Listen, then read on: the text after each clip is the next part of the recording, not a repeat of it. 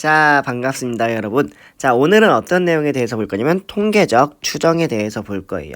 자, 근데 여기 있는 내용이 상당히 중요하고 수능에서도 계속 나오고 있어요.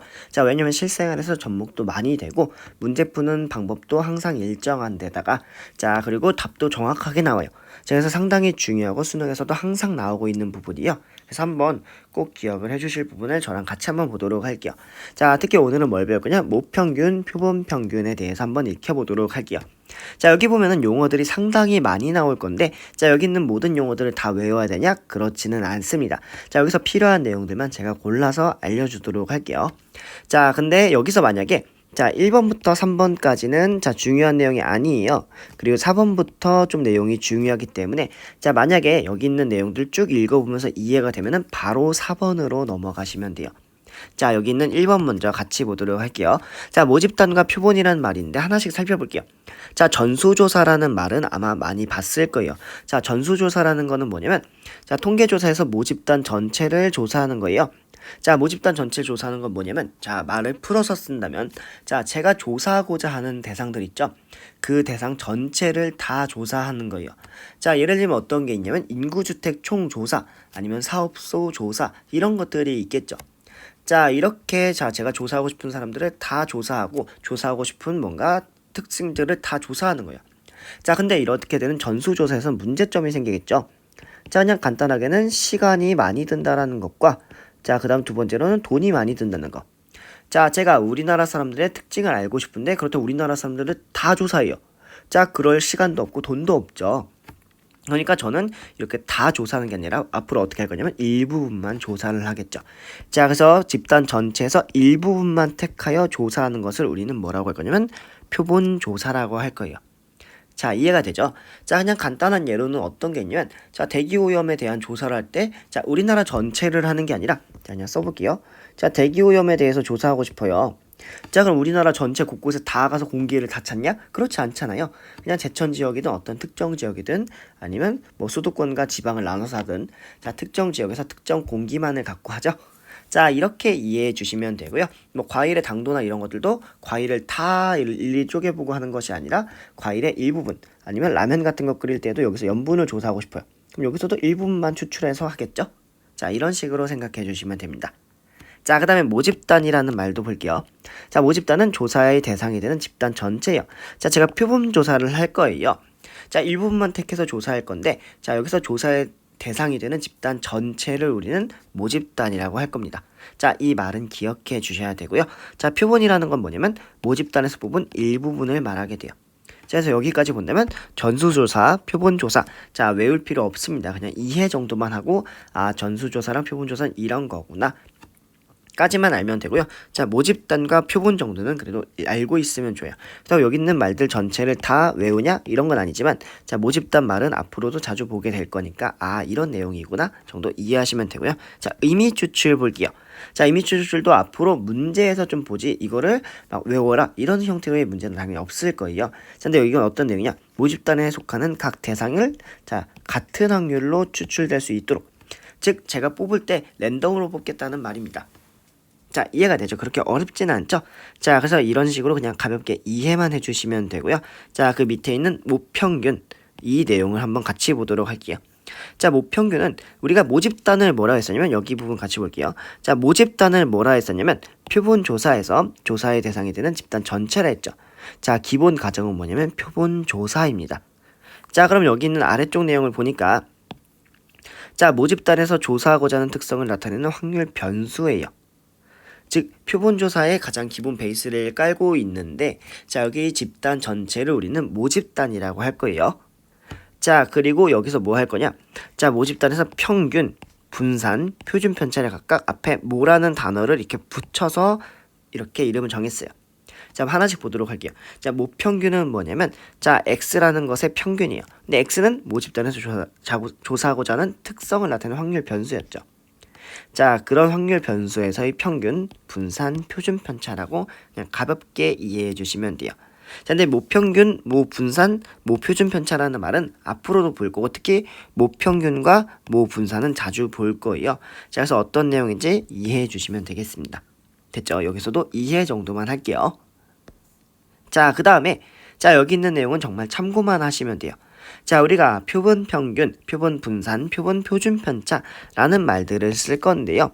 자, 여기서 용어는 표본 평균을 확실하게 기억을 해주셔야 돼요. 자, 근데 표본 평균이라는 건 뭐냐면, 자, 제가 모집단에서 이미 추출을 했어요. 랜덤으로 뽑았어요. 근데 크기가 아니라는 건 뭐냐면, 표본의, 자, 이거는 표본수가 n개라는 말입니다. 자, 그럼 표본의 개수가 n개인데, 자, 그렇게 몇 개를 뽑아서 뭐 하냐? 평균을 내는 거예요, 이렇게. 자, 총 1개부터 n개까지니까 n개를 뭘로 나누냐? n으로 나누면 되겠죠. 자, 각각에 대한 성질들을 다 고려해가지고. 그쵸? 자, 그렇게 평균값을 낸 게 바로 표본 평균입니다. 자, 무슨 말인지는 간단하게 알겠죠? 자, 이렇게 이해해 주시면 되고요. 표본 분산, 자, 표본 표준 편차. 자, 이런 것들은 그냥 용어만 기억해 주시고요. 자, 여기는 용어를 기억해 주시되, 자, 여기는 공식들은 외울 필요가 없습니다. 공식 절대 외우지 마세요.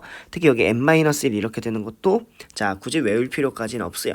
그냥, 아, 이렇게 되는구나. 이해 정도만 해주시면 됩니다. 자, 그래서 만약에 여기서 이 내용들이 조금 궁금하다면, 자, 만약에 왜 굳이 여기는 n-1이지? 자, 이런 궁금증이 생길 수가 있어요. 그쵸? 자, 근데 이거는 불편량, 불편성 때문에 그런 건데, 자, 자세한 내용은 교과서나 아니면 수능 특강 보시거나 저 개인적으로 찾아오셔도 상관없습니다.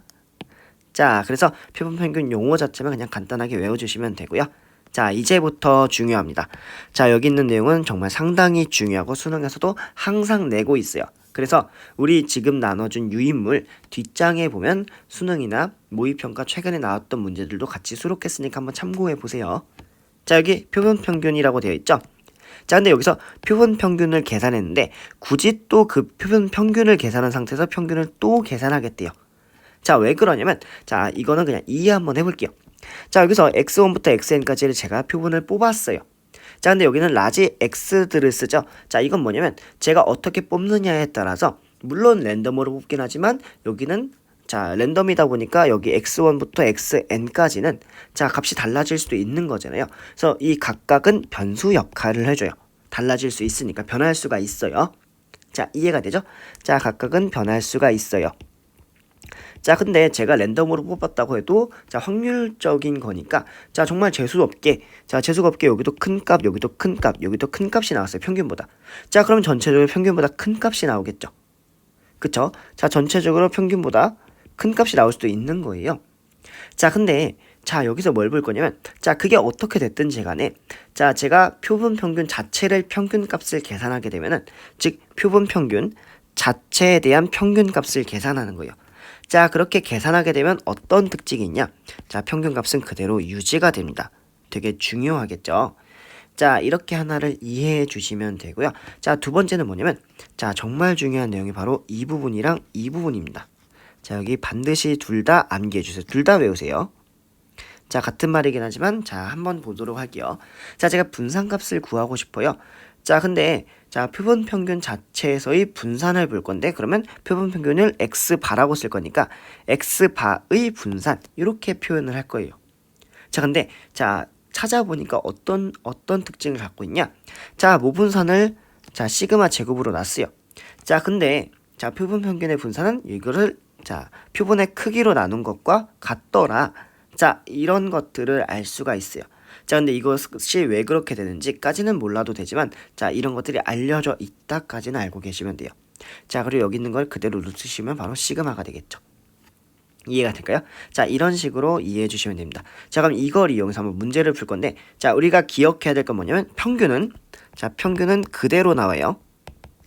자, 여기서 분산값은 어떻게 되냐면 n으로 나눈다고 기억해 주시면 돼요. 자, 이해됐죠? 자, 그럼 이거 갖고서 한번 문제 간단한 거 하나 풀어보도록 할게요. 자, 여기 4-1번 문제입니다. 자, 여기서 모평균이 36, 모분산이 6이라고 주어져 있어요.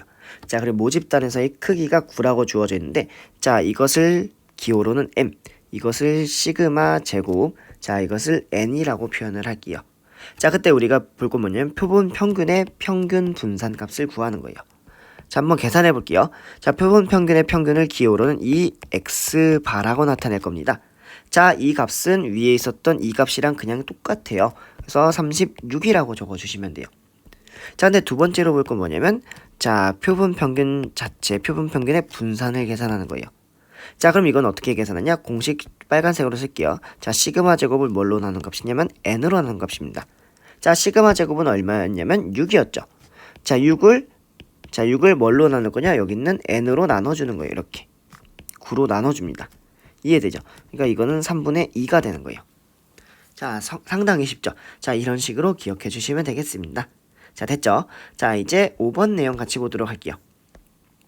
자, 5번 내용에서 자, 확률 분포표가 주어져 있는 경우도 있어요. 이렇게. 자, 이렇게 주어져 있을 때 자, 각각을 계산하는 방법을 알려줄게요. 자, 우리가 확률 분포표가 주어졌을 때는 보통 어떤 상태냐면 x에 대한 거가 나타나져 있는 거죠. 자, 그래서 얘를 표본 평균으로 나타내려면 자, 어떻게 할 거냐면 먼저 그냥 편의상 vx를 계산하고 ex도 계산하고 자, ex 제곱도 계산하고 자, vx도 계산할 거예요. 자, 그렇게 다 계산한 다음에 뭐 할 거냐면 자, ex반은 ex잖아요. 그냥 그대로 쓸 거고 분산은 자, n으로 그냥 나눠주는 거예요. 자, 그 순서대로 해주면 됩니다. 자, 그래서 한번 문제 간단한 거 풀어보도록 할게요. 자, 여기 문제를 보니까 자, 모집단의 확률 변수 x의 확률 분포를 표로 나타냈어요. 자, 근데 자, 모집단의 크기가 3이라 되어 있죠. 자, 이게 바로 n의 값입니다. 자, 여기서 임의 추출할 때 어떤 걸 할 거냐? 자, 표본 평균 x바의 평균 분산을 한번 나타내 보도록 할게요. 자, 그러면 우리가 순서대로 할 건데 자, 여기서 중요한 거는 바로 ex바 계산하는 게 아닙니다. 자, 지금은 x에 대해서 나타나져 있죠. 자, x에 대해서 나타나져 있는데 x에 대한 평균을 먼저 계산하는 거예요. 자, ex 값은 얼마냐면 자, 우리 알고 있는 것처럼 위아래를 다 곱한다 했던 거 기억날까요?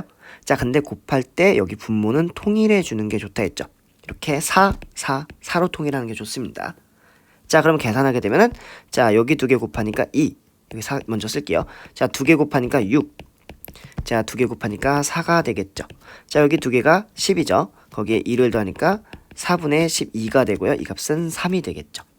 자, 그럼 이로부터 얻을 수 있는 정보는 뭐냐면 자, ex 바도 3이다. 끝입니다. 자, 그 다음에 두 번째 내용 볼게요. 자, ex 제곱을 계산할 거예요. 자, 이건 어떻게 했었죠? 자, 여기 있는 값들을 다 제곱해요.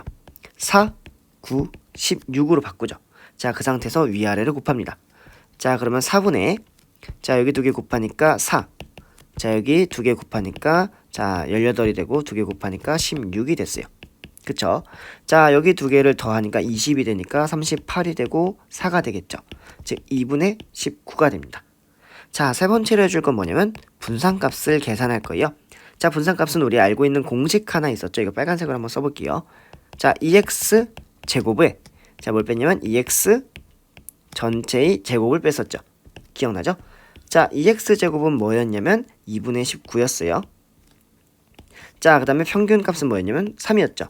자, 이걸 제곱해서 2로 나눠주니까 2분의 18이 되겠죠. 즉 2분의 1이 나와요. 됐죠? 자, 그럼 여기서 뭐 해주면 되냐?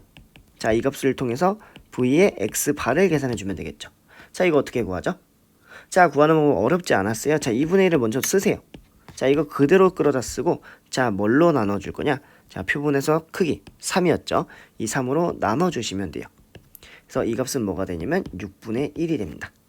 자, 이런 식으로 기억해 주시면 돼요. 괜찮죠? 자, 그 다음에 자, 실제로 제일 중요한 부분 중에 하나인 자, 바로 이 부분입니다. 근데 사실은 여기서 별표 한 개 치는 이유는 뭐냐면 다 이 내용들은 위에 거에 파생된 문제예요. 자, 그래서 시험에 많이 나오긴 하지만 항상 나온다면 이 형태로 나오는 게 대부분이지만 자, 그래도 별표는 하나만 칠게요. 자, 여기 보니까 ex바, vx바, 시그마 x바 자, 이렇게 주어져 있었어요. 자, 정규분포표가 이렇게 주어져 있을 때 자, 어떻게 계산하냐? 정말 쉽습니다. 이게 끝이에요. 표준 편차를 루트 n으로 나눈다. 자, 이게 끝입니다. 자, 한번 해보도록 할게요. 자, 어떻게 할 거냐면 자, 여기 문제가 하나가 주어져 있어요. 자, 정규분포가 자, n58제곱 이렇게 적혀져 있죠. 자, 그러면 당연히 우리가 알 수 있는 사실은 뭐냐면 자, 평균 값을 이거 ex바라고 쓸게요. 자, 이 값은 얼마냐면 여기 있는 50 그대로 쓰면 되겠죠. 그쵸? 자, vx바 대신에 표준 편차로 쓸게요. 자, 시그마 x바는 얼마죠? 자, 여기 있던 8을 일단 그대로 썼어요. 여기 있던 8. 자, 그대로 쓰고 이거를 뭘로 나눠주면 되죠? 자, 여기 4가 있는데 자, 여기 있는 4를 루트를 씌워서 나눠주는 거예요. 그쵸? 표준 편차일 때는 루트를 씌웁니다. 그래서 루트 4로 나눈다가 되는 거죠. 자, 그럼 2분의 8이니까 이 값은 4가 됩니다. 여기는 50이 되고. 이해가 될까요? 자, 이제 이것을 이용해서 정규분포 형태로 나타낸다면 자, n의 50, 4의 제곱이 되는 거예요. 자, 이거 갖고 한번 문제 풀어보도록 할게요. 자, 어떻게 볼 거냐면 자, 46 이상 56 이하라 되어 있죠. 자, 한번 볼게요. 자, 46 이상, 자, 그 다음에 56 이하. 자, 여기서는 x바 이런 형태로 표현해 줍니다. 자, 그럼 여기서 문제 풀 때 어떻게 했었냐면 자, 우리 그냥 정규분포 풀 때랑 똑같아요. 처음에는 50을 빼줘요. 자, 여기서도 50을 빼주고 여기서도 50을 뺍니다.